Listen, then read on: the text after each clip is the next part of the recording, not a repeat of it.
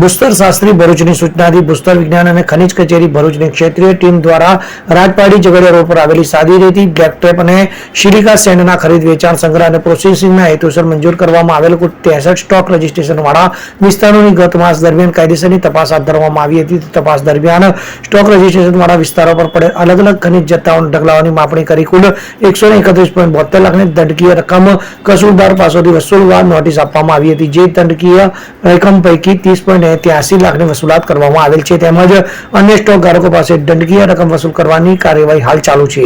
તેમજ ભરૂચ જિલ્લાના અન્ય વિસ્તારોમાં ખનીજના ખરીદ વેચાણ સંગ્રહ અને પ્રોસેસિંગના હેતુસર મંજૂર કરવામાં આવેલ સ્ટોક રજીસ્ટ્રેશન વાળા વિસ્તારોમાં તપાસ હાલમાં પણ ચાલુ છે.